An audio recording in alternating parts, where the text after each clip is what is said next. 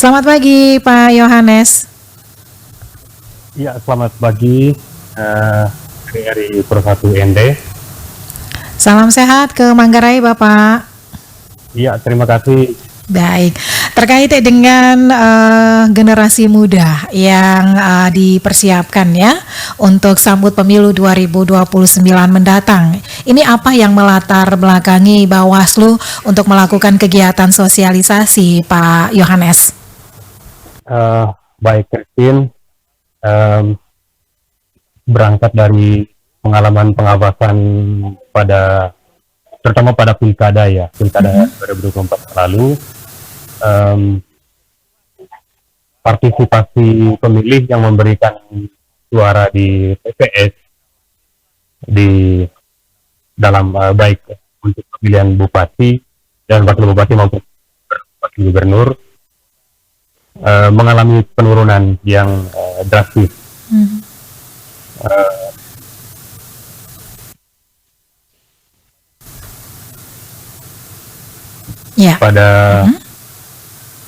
Kalau dibandingkan dengan pilkada sebelumnya, pilkada tahun 2020, partisipasi pemilih di TPS itu mencapai 78,3%. Mencapai 78,3%. Itu pada pilkada 2020.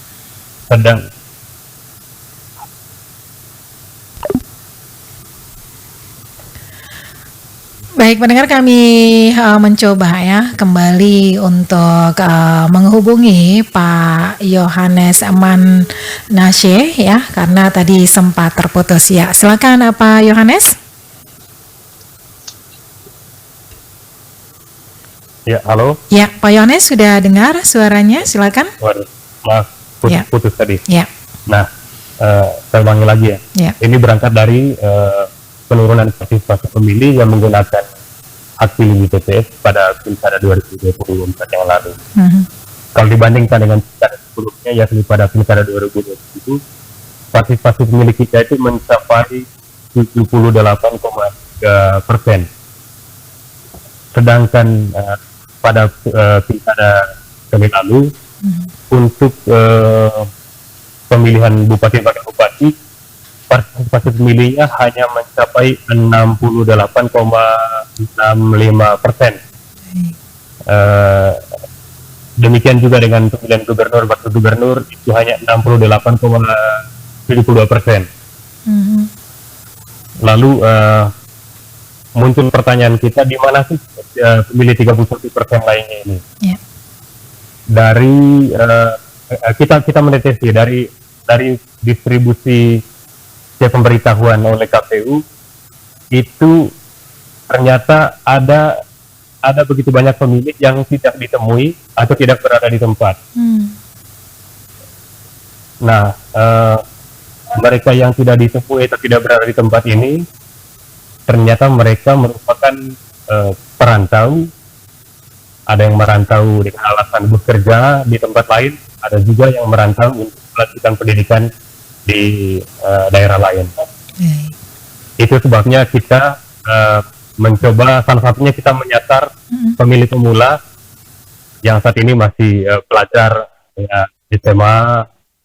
Mungkin juga nanti kita akan sasar juga pelajar SMP, karena mereka akan menjadi pemilih juga pada pemilu 2029 dan pemilu 2031 nanti. Oke, ini baru program awal ya yang dilakukan untuk menjelang pemilu 2029 mendatang, dan tentunya ada strategi ya Pak Yohanes untuk dilakukan Bawaslu untuk itu sendiri untuk bisa mengajak generasi muda Manggarai untuk berpartisipasi di pemilu ya, seperti itu. Ya. Strategi seperti apa yang sudah dilakukan selain sosialisasi? Ya, memang untuk sementara kita lakukan sosialisasi dulu. Kita mencoba melalui sosialisasi, kita menyadarkan pemula kita ini terkait dengan pentingnya mereka menggunakan hak pilih. Kemudian selain pentingnya menggunakan hak pilih, bagaimana supaya mereka tidak sampai kehilangan hak pilih. Kenapa ini kita lakukan? Karena kita melihat kemarin dari penurunan partisipasi ini, kita melihat ada dua hal sebenarnya di situ. Yang pertama, memang ada pemilih yang tidak mau menggunakan hak pilihnya. Dan yang kedua tadi terkait yang memang kehilangan hak pilih. Kalau pemilih yang tidak mau menggunakan hak pilih ini, kita sudah mendeteksi ini sejak saat melakukan coklit ya, saat penyusunan daftar pemilih. Jadi saat melakukan coklit itu kita sudah menemukan ada pemilih yang memang mereka menolak di coklit, mereka menolak untuk menjadi pemilih dengan berbagai alasannya. Tapi kita melakukan pendekatan, kita melakukan sosialisasi, ya terutama menyadarkan pemilih terkait pentingnya menggunakan hak pilih.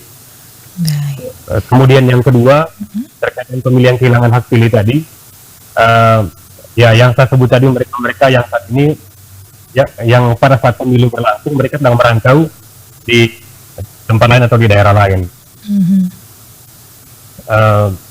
Mereka ini secara de facto mereka sudah tinggal di tempat lain, mereka sudah berada di daerah lain, tetapi secara de jure mereka masih terdata sebagai penduduk di daerah asalnya, penduduk di daerah Manggarai. Nah, dalam sosialisasi yang kita lakukan kemarin dan selanjutnya kita mendorong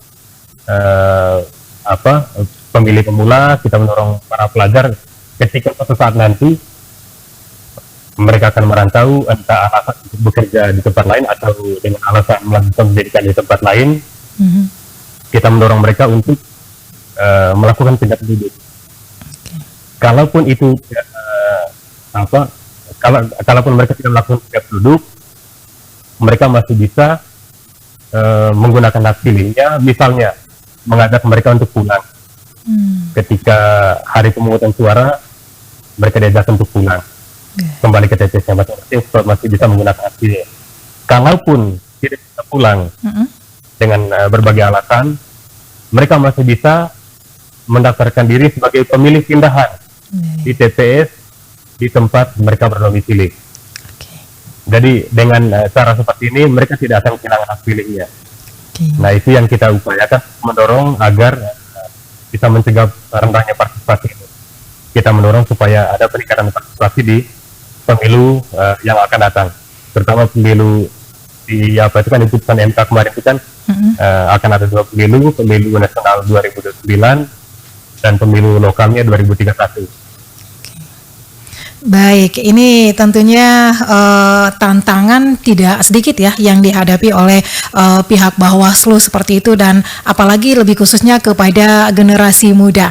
Nah, tantangan yang biasa dihadapi generasi muda dalam memahami regulasi dan juga etika pemilu ini apa saja nih Pak Yohanes?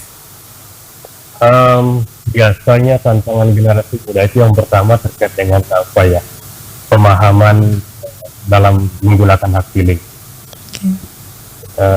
Saya pikir ini selain tugas kami sebagai penyelenggara pemilu, teman-teman dari KPU, kami sebagai pengawas pemilu, ini juga saya pikir tugas dari partai politik untuk dalam presentasi, dalam kampanye, untuk turut melakukan sosialisasi terkait dengan bagaimana cara menggunakan hak pilih. Kemudian tantangan berikut yang saya amati selama ini terkait dengan KTP elektronik, yang malah kepemilikan KTP elektronik ini menjadi salah satu syarat untuk menggunakan. Kemudian tantangan yang berikutnya tadi saya pikir yang terbesar itu ketika pemilih pemula ini menjadi perantau pada saat pemungutan suara berlangsung. Baik. Selain itu Pak Yohanes ya, bisa dijelaskan ya bagaimana Bawaslu bisa memastikan bahwa literasi politik generasi muda ini dapat meningkatkan ya partisipasi dari generasi muda menjelang pemilu 2029 mendatang nih Pak. Kita tentunya terus-menerus mendekatkan diri ke sekolah-sekolah, bisa melalui kegiatan-kegiatan yang ada di sekolah, dan kita hadir untuk mengisi kegiatan-kegiatan itu, terutama tadi soal menyadarkan generasi muda, menyadarkan pemilih pemula terkait pentingnya menggunakan hak pilih. Ya, menggunakan hak pilih berpartisipasi dalam pemilu ini kan merupakan tanggung jawab warga negara dalam menentukan arah masa depan bangsa. Mungkin di apa namanya, bagi pemilih pemula memahami hal ini mungkin ada yang mudah memahami hal seperti ini, ada yang mungkin merasa rumit untuk memahami hal-hal seperti itu. Baik. Tapi dengan kita menjelaskan, misalnya kita membutuhkan fasilitas pelayanan publik, kita membutuhkan layanan pendidikan, layanan kesehatan yang berkualitas dan sebagainya, itu hanya akan terwujud jika kita memiliki pemimpin, jika kita memiliki pemerintah, dan untuk menentukan pemimpin maka kita berpartisipasi di dalam pemilihan umum. Seperti itu. Baik, di era digital ini tentunya tidak terlepas ya dari partisipasi generasi muda yang begitu banyak ya yang mengakses dunia digital seperti itu. Nah, dari Bawaslu sendiri untuk mengantisipasi terjadinya pelanggaran ya yang melibatkan media sosial, kemudian mengingat generasi muda kita ini sangat aktif ya di berbagai platform digital, ini apa yang sudah dilakukan nih Pak Yohanes? Yang pertama tentu untuk mendorong partisipasi dulu ya, untuk mendorong partisipasi pemilih, baik dalam menggunakan hak pilih maupun untuk terlibat dalam mencegah atau Pelanggaran mencegah terjadi pelanggaran. Maka kita juga dari Bawaslu kami mengaktifkan penggunaan fitur-fitur media sosial kami untuk bisa mensosialisasikan tentang pemilu, tentang berpartisipasi dalam menggunakan hak pilih, tentang bagaimana mencegah terjadinya pelanggaran. Jadi kita juga menggunakan saluran media sosial untuk menyampaikan sosialisasi kepada pemilih. Baik, Pak Yohanes ya. Menurut kacamata Anda sendiri, Pak Yohanes, apa kontribusi paling nyata yang bisa diberikan generasi muda nih untuk bisa mewujudkan pemilu yang jujur dan juga adil? Kami masih percaya bahwa generasi muda merupakan pemilih yang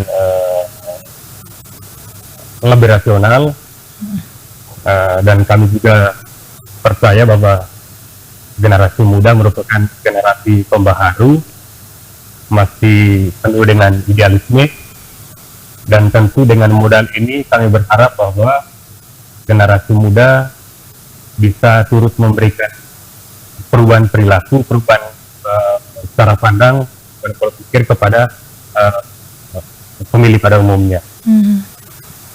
Jadi kami meyakini itu, sehingga penting sekali bagi kami untuk menyasar pemilih pemula, generasi muda, untuk mendorong partisipasi pemilih dalam pemilu ini. Baik, jadi generasi muda menjadi agen perubahan seperti itu ya Pak Yohanes ya. Dan selain itu terkait dengan apatisme politik sendiri nih, bagaimana Anda melihat fenomena ini terjadi di kalangan generasi muda saat ini Pak Yohanes? Tentu apatisme politik ini lahir dari refleksi dari pemilih itu sendiri ya. Misalnya kemarin saat melakukan pengawasan kulit itu, saya menemukan ada pemilih yang memang tidak mau terdaftar sebagai pemilih dengan berbagai alasannya. Jadi pilihan-pilihan untuk seperti itu tentu ada penasaran masing-masing pemilih. Mungkin adanya ketidakpuasan dengan kebijakan publik, sehingga mereka mengambil pilihan seperti itu. Dan saya pikir ketika muncul sikap-sikap seperti itu, ini menjadi refleksi, menjadi permenungan bagi pemimpin atau pejabat publik yang terpilih melalui proses pemilihan umum. Jadi mendorong partisipasi itu salah satunya juga dengan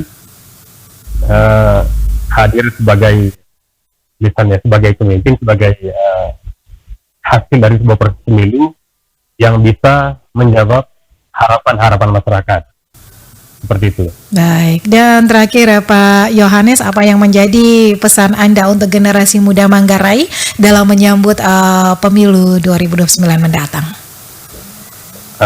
Harapan saya begini, kalau pada pilkada kemarin partisipasi pemilih kita di Manggarai menurun drastis, saya berharap pada pemilu selanjutnya pemilih tentu dengan kesadaran menggunakan hak pilihnya untuk menentukan arah masa depan daerah ini. Baik, terima kasih Pak Yohanes untuk waktunya pagi ini bersama Prosat RRI ND. Terima kasih tim, Ya, terima kasih untuk semua pendengar Pro 1 RRI Indo. selamat pagi, selamat melanjutkan aktivitasnya. Ya, selamat pagi. Pendengar RRI dimanapun Anda berada, tuntas sudah 3 topik wawancara yang sudah kami hadirkan untuk Anda di Florata pagi ini untuk edisi 12 Agustus 2025. Terima kasih atas perhatian dan juga kebersamaan Anda. Tetap bersama Prosat RRI ini karena masih ada informasi menarik lainnya yang juga akan kembali mewarnai Florata pagi ini hingga nanti jelang pukul 10 waktu Indonesia Tengah.